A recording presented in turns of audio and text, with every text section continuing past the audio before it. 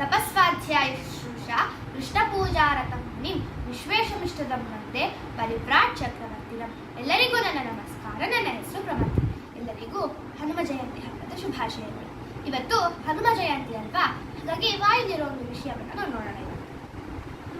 ಜಗನ್ನಾಥದಾಸರು ಮೊದಲನೇ ಸಂಧಿಯಾದ ಮಂಗಳಾಚರಣ ಸಂಧಿಯ 4ನೇ ಪದ್ಯ ಏನ್ ಹೇಳಿದ್ದಾರೆ? ಯಾವುದು 4ನೇ ಪದ್ಯ ಅಂತಂದ್ರೆ 6,3,1,000 ಶ್ವಾಸ ಜಪಗಳ 3 ವಿಧ ಜೀವರೊಳಗಬ್ಜಜ ಕಲ್ಪ ಪರ್ಯಂತ ತಾರಥಿಸಿ ಸಾತ್ವರಿಗೆ ಸುಖ ಸಂಸಾರ ಮಿಶ್ರರಿಗಧಮ ಜನರಿಗೆ ಅಪಾರ ದುಃಖಗಳೀವ ಗುರುಪವ ಮಾನಸಲ ಹೆಮ್ಮ.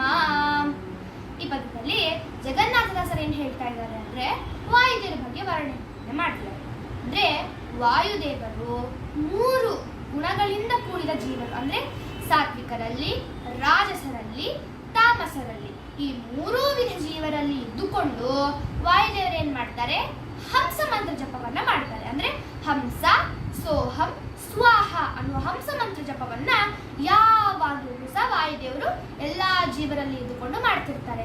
ಎಲ್ಲಿ ಪರ್ಯಂತ ಅಂದ್ರೆ ಅಬ್ಜಜ ಕಲ್ಪ ಪರ್ಯಂತ, ಬ್ರಹ್ಮದೇವರ ಆಯುಷ್ಯ ಪರ್ಯಂತನು ಮುಗಿಯುವವರೆಗೂ, ಅಂದ್ರೆ 100 ವರ್ಷ ಬ್ರಹ್ಮದೇವರ ಆಯುಷ್ಯ ಅಲ್ವಾ, ಅಲ್ಲಿಯವರೆಗೂ ವಾಯುದೇವರು ಏನ್ ಮಾಡ್ತಾರೆ? ನಮ್ಮಿಂದ ಹಂಸ ಉಸಿರಾಟದ ಕಾರ್ಯವನ್ನ ಮಾಡಿಸಿ ಮತ್ತೆ ಅಷ್ಟೇ ಅಲ್ಲದೇನೆ ಅವರು ಹಂಸ ಮಂತ್ರ ಜಪವನ್ನ ಮಾಡ್ತಾರೆ ಅಂತ ಹೇಳಿ ಹೇಳ್ತಿದ್ದಾರೆ.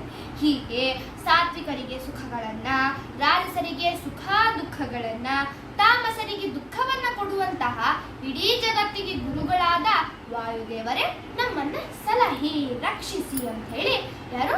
ಜಗನ್ನಾಥದಾಸರು ವಾಯುದೇವರನ್ನ ಪ್ರಾರ್ಥನೆಯನ್ನ ಮಾಡುತ್ತಾರೆ. ಈಗ ವಾಯುದೇವರು ಹಂಸ ಮಂತ್ರ ಜಪವನ್ನ ಒಂದು ದಿವಸಕ್ಕೆ 21,600 ಸಲ ಮಾಡ್ತಾ ಇದ್ದಾರೆ ಅಂತ ಹೇಳಿ ಪದದಲ್ಲಿ ಹೇಳಿದ್ದಾರೆ ಅಲ್ವಾ. ಯಾವುದು? ಒಂದು ದಿವಸಕ್ಕೆ 21,600 ಸಲ ಹಂಸ ಮಂತ್ರ ಜಪವನ್ನ ವಾಯುದೇವರು ನಮ್ಮಲ್ಲಿ ಇದ್ದುಕೊಂಡು ಮಾಡ್ತಿದ್ದಾರೆ. ಈಗ ಒಂದು ಶರೀರದಲ್ಲಿ ಒಂದು ದಿವಸಕ್ಕೆ ವಾಯುದೇವರು 21,600 ಸಲ ಮಾಡ್ತಾ ಇದ್ದಾರೆ. ಅಂದ್ರೆ ಈಗ 4 ಶರೀರದಲ್ಲಿ ಎಷ್ಟು ಅಂತಂದ್ರೆ 86,400 ಸಲ ವಾಯುದೇವರು 4 ಶರೀರಗಳಲ್ಲಿ ಸೇರಿಸಿ ಒಂದು ದಿವಸಕ್ಕೆ ಮಾಡ್ತಾ ಇದ್ದಾರೆ. ಈಗ ಒಟ್ಟು ಜೀವರಿಗೆ 4 ಶರೀರಗಳಿವೆ ಅಲ್ವಾ. ಜೀವ ಶರೀರ, ಅದರ ಸುತ್ತ ಲಿಂಗ ಶರೀರ, ಲಿಂಗ ಶರೀರದ ಸುತ್ತ ಅನಿರುದ್ಧ ಶರೀರ, ಅನಿರುದ್ಧ ಶರೀರದ ಮೇಲಿರೋದೇ ಇದೇನು? ಸ್ಥೂಲ ಶರೀರ, ಕಣ್ಣಿಗೆ ಕಾಣಿಸುವಂತೆ ಈ ಸ್ಥೂಲ ಶರೀರ. ಹೀಗೆ ಈ 4 ಶರೀರಗಳಲ್ಲಿ ಸೇರಿಸಿ ಒಂದು ದಿವಸಕ್ಕೆ 86,400 ಸಲ ವಾಯುದೇವರು ಹಂಸ ಮಂತ್ರ ಜಪವನ್ನ ಮಾಡ್ತಾ ಇದ್ದಾರೆ. ಈಗ ಒಂದು ದಿವಸಕ್ಕೆ ನೋಡಿದ್ವಿ, ಒಂದು ಕ್ಷಣ. ಈಗ ನಾವು ಉಸಿರಾಟವನ್ನ ಮಾಡ್ತೀವಿ ಅಂತಂದ್ರೆ ಉಸಿರನ್ನ ಎಳೆದುಕೊಂಡು ಮತ್ತೆ ನಿಲ್ಲಿಸಿ ಉಸಿರನ್ನ ಬಿಡುವಾಗ ನಮಗೆ 4 ಸೆಕೆಂಡ್ಸ್ ಬೇಕಾಗತ್ತೆ, 4 ಕ್ಷಣ. ಆ 4 ಕ್ಷಣದಲ್ಲಿ ವಾಯುದೇವರು ಎಷ್ಟು ಸಲ ಹಂಸ ಮಂತ್ರ ಜಪವನ್ನ ಮಾಡ್ತಾರೆ ಅಂತಂದ್ರೆ 1 ಸಲ ವಾಯುದೇವರು ಹಂಸ ಮಂತ್ರ ಜಪವನ್ನ ಮಾಡ್ತಾರೆ. 4 ಕ್ಷಣಕ್ಕೆ ವಾಯುದೇವರು 1 ಸಲ ಈ ಹಂಸ ಮಂತ್ರ ಜಪವನ್ನ ಮಾಡ್ತಾರೆ. ಈಗ 1 ನಿಮಿಷ ಆಗ್ಬೇಕು ಅಂದ್ರೆ 60 ಕ್ಷಣಗಳಾದ್ರೆ 1 ನಿಮಿಷ ಅಲ್ವಾ. ಅಂದ್ರೆ 60 ಕ್ಷಣ, 1 ನಿಮಿಷಕ್ಕೆ ವಾಯುದೇವರು ಹಂಸ ಮಂತ್ರ ಜಪವನ್ನ 15 ಸಲ ಮಾಡ್ತಾರೆ. 1 ಕ್ಷಣ ಆಯ್ತು. ಮತ್ತೆ 4 ಶರೀರದಲ್ಲಿ 1 ನಿಮಿಷಕ್ಕೆ ಎಷ್ಟು ಸಲ ಮಾಡ್ತಾರೆ ಅಂದ್ರೆ 60 ಸಲ ವಾಯುದೇವರು 4 ಶರೀರದಲ್ಲಿ ಸೇರಿಸಿ 1 ನಿಮಿಷಕ್ಕೆ ಮಾಡ್ತಾರೆ. ಅಂದ್ರೆ 1 ಶರೀರಕ್ಕೆ ವಾಯುದೇವರು 15 ಸಲ ಮಾಡ್ತಾರೆ. ಅಂದ್ರೆ 1 ನಿಮಿಷಕ್ಕೆ 4 ಶರೀರ 1 ನಿಮಿಷಕ್ಕೆ ಸೇರಿಸಿ 4 ಶರೀರಗಳಲ್ಲಿ 60 ಸಲ ಮಾಡ್ತಾರೆ ಒಟ್ಟು. ಅದಾಯ್ತು. ಮತ್ತೆ ಒಂದು ಘಳಿಗೆ ಅಂದ್ರೆ 24 ನಿಮಿಷ ಅಂತೇಳಿ ಅರ್ಥ. ಹೀಗೆ ಈ ಒಂದು ಘಳಿಗೆಗೆ ವಾಯುದೇವರು 360 ಸಲ ಮಾಡ್ತಾರೆ. ಉಸಿರನ್ನ ಅಂದ್ರೆ ಉಸಿರಾಟ ಕಾರ್ಯವನ್ನ ಮಾಡಿಸ್ತಾ ಈ ಹಂಸ ಮಂತ್ರ ಜಪವನ್ನ ವಾಯುದೇವರು 360 ಸಲ ಘಳಿಗೆ, ಒಂದು ಘಳಿಗೆಗೆ ಅಂದ್ರೆ 24 ನಿಮಿಷಕ್ಕೆ 360 ಸಲ ಮಾಡ್ತಾರೆ. ಈಗ 2.5 ಘಳಿಗೆ ಆದ್ರೆ ಎಷ್ಟಾಗತ್ತೆ ಅಂದ್ರೆ 1 ತಾಸು. 2.5 ಘಳಿಗೆ ಆದ್ರೆ 1 ತಾಸು. ಆ 1 ತಾಸಿಗೆ ವಾಯುದೇವರು 900 ಸಲ ಹಂಸ ಮಂತ್ರ ಜಪವನ್ನ ಮಾಡ್ತಾರೆ. 1 ಶರೀರಕ್ಕೆ 1 ತಾಸಿನಲ್ಲಿ 900 ಸಲ ಮಾಡ್ತಾರೆ. ಅಂದ್ರೆ 4 ಶರೀರಗಳಲ್ಲಿ 1 ತಾಸಲ್ಲಿ ಎಷ್ಟು ಸಲ ಮಾಡ್ತಾರೆ ಅಂದ್ರೆ 3,600 ಸಲ ಮಾಡ್ತಾರೆ. ಇಷ್ಟ. ಈಗ 1.5 ಘಳಿಗೆ ಅಂತಂದ್ರೆ 1 ಮುಹೂರ್ತ ಅಂತ ಹೇಳಿ ಅರ್ಥ. ಈ ರೀತಿಯಾಗಿ 1 ಮುಹೂರ್ತ ಅಂತಂದ್ರೆ ಒಂದು ತಾಸು ಅಂತ, 2:30 ಗಳಿಗೆ ಆದರೆ ಒಂದು ಮುಹೂರ್ತ. ಈ ರೀತಿಯಾಗಿ 3 ಮುಹೂರ್ತಗಳಾದರೆ ಒಂದು ಯಾಮ. ಅಂದರೆ ಒಟ್ಟು ಒಂದು ದಿವಸದಲ್ಲಿ 8 ಯಾಮ, 8 ಯಾಮಗಳಾದರೆ ಒಂದು ದಿವಸ ಅಂತ ಹೇಳಿ ಲೆಕ್ಕ. ಈ ರೀತಿಯಾಗಿ ಒಂದು ಯಾಮ ಆಗಬೇಕು ಅಂದರೆ 3 ಮುಹೂರ್ತಗಳು, ಅಂದರೆ 3 ತಾಸು, ಆ ತಾಸಿಗೆ ಮುಹೂರ್ತ ಅಂತ ಹೇಳಿ ಹೇಳ್ತಾರೆ. ಈ 3 ಮುಹೂರ್ತಗಳಾದರೆ ಒಂದು ಯಾಮ ಅಂತ ಹೇಳಿ.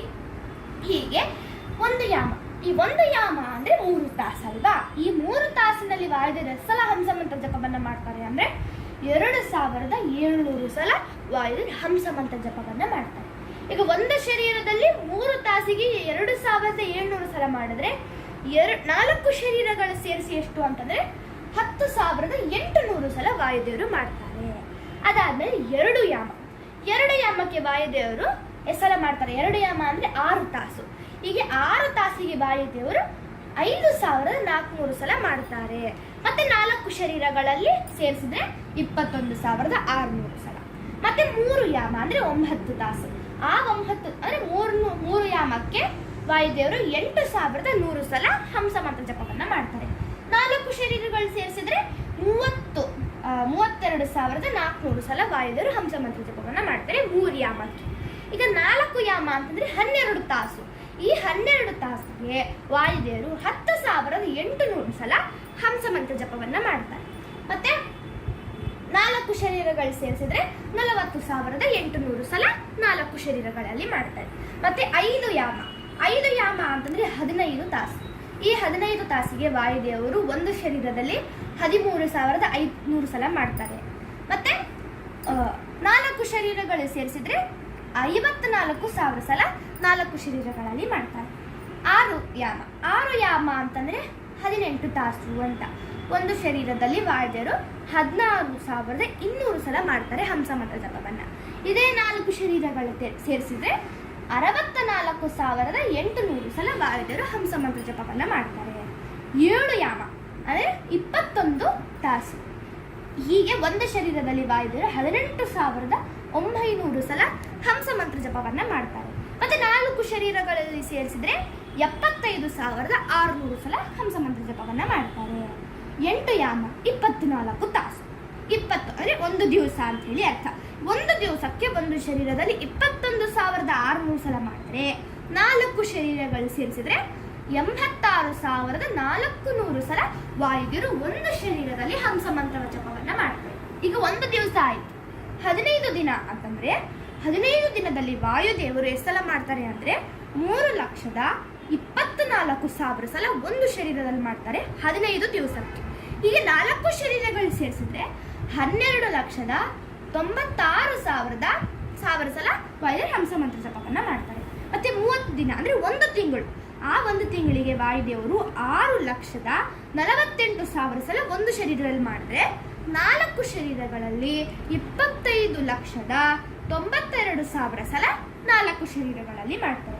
ಮತ್ತೆ ಒಂದು ವರ್ಷಕ್ಕೆ 77,76,000 ಸಲ ಒಂದು ಶರೀರದಲ್ಲಿ ಮಾಡುತ್ತಾರೆ. ಮತ್ತೆ 4 ಶರೀರಗಳಲ್ಲಿ ಎಷ್ಟು ಸಲ ಮಾಡ್ತಾರೆ ಅಂತಂದ್ರೆ 3,11,04,000 ಸಲ ವಾಯುದೇವರು 4 ಶರೀರಗಳಲ್ಲಿ ಮಾಡ್ತಾರೆ. ಈಗ ಒಟ್ಟು ಜೀವನ ವರ್ಷ ಎಷ್ಟು ಅಂದ್ರೆ 116 ವರ್ಷ. ಈ 116 ವರ್ಷಗಳಲ್ಲಿ ಎಷ್ಟು ತಿಂಗಳುಗಳಿರ್ತವೆ ಅಂತಂದ್ರೆ 1,392. ಹೀಗೆ ಈಗ 116 ವರ್ಷಕ್ಕೆ ವಾಯುದೇವರು ಎಷ್ಟು ಸಲ ಮಾಡ್ತಾರೆ ಅಂತಂದ್ರೆ 90,20,16,000 ಸಲ ಒಂದು ದೇಹದಲ್ಲಿ ಮಾಡಿದ್ರೆ 4 ಶರೀರಗಳು ಸೇರಿಸಿದ್ರೆ 360,80,64,000 ಸಲ 4 ಶರೀರಗಳಲ್ಲಿ ಮಾಡ್ತಾರೆ.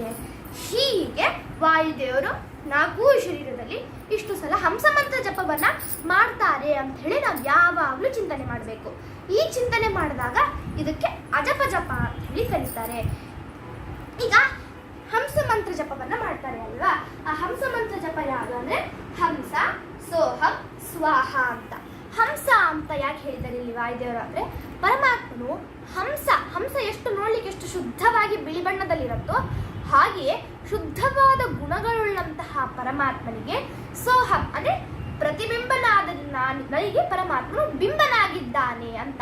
ಅಂತಹ ಬಿಂಬನಾದ ಪರಮಾತ್ಮನಿಗೆ ಸ್ವಾಹ ಅಂದ್ರೆ ಬಿಂಬನಾದ ಪರಮಾತ್ಮನಿಗೆ ಪ್ರತಿಬಿಂಬನಾದಂತಹ ನಾನು ನಮಸ್ಕಾರವನ್ನ ಅಭಿವಂದನೆಯನ್ನ ಮಾಡ್ತಾ ಇದ್ದೇನೆ ಅಂತ ಹೇಳಿ ಹೇಳ್ತಾ ಇದ್ದಾರೆ. ಹೀಗೆ ಹಂಸ ಸೋಹಂ ಸ್ವಾಹ ಅಂತ ಹಂಸ ಮಂತ್ರ ಜಪವನ್ನ ಮಾಡ್ತಾರೆ.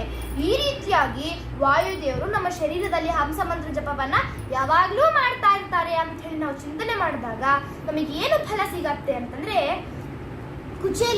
ಕುಚೇಲ ಭಕ್ತಿಯಿಂದ ಒಂದು ಮುಷ್ಟಿ ಅವಲಕ್ಕಿ ಕೊಟ್ಟಿದ್ದಕ್ಕೆ ಮೆಚ್ಚಿ ಪರಮಾತ್ಮ ಕೃಷ್ಣ ಪರಮಾತ್ಮ ಏನ್ ಮಾಡ್ತಾ ಧರ್ಮಾರ್ಥಗಳನ್ನ ಕೊಟ್ಟ ಅಲ್ವಾ. ಹಾಗೆಯೇ ಪರಮಾತ್ಮ ನಮಗೆ ಸಕಲ ಸೌಭಾಗ್ಯಗಳನ್ನೆಲ್ಲ ಅಂದ್ರೆ ಇಷ್ಟೂ ವಾಯುದೇವರು ನಮ್ಮಲ್ಲಿ ಇದ್ದುಕೊಂಡು ಚಿಂತನೆಯನ್ನ ಮಾಡ್ತಾರೆ ಅಂದ್ರೆ ಈ ಹಂಸ ಮತ್ತೆ ಜಪ ಮಾಡ್ತಾ ನಮ್ಮಿಂದ ಉಸಿರಾಟದ ಕಾರ್ಯವನ್ನ ಮಾಡಿಸ್ತಾರೆ ಅಂತ ಹೇಳಿ ನಾವು ಅನುಸಂಧಾನ ಮಾಡಿಕೊಂಡ್ರೆ ನಮಗೂ ಕುಚೇಲನಂತೆ ಪರಮಾತ್ಮ ಸಕಲ ಸೌಭಾಗ್ಯಗಳನ್ನ ಕೊಡ್ತಾನೆ ಅಂತ ಹೇಳಿ ಜಗನ್ನಾಥದಾಸರು ಹೇಳ್ತಾ ಇದ್ದಾರೆ. ಶ್ರೀಕೃಷ್ಣ ಅರ್ಪಣಮಸ್ತು, ಶ್ರೀಮಧ್ವೇಶ ಅರ್ಪಣಮಸ್ತು. ನಮಸ್ಕಾರ. ಹರೇ ಶ್ರೀನಿವಾಸ.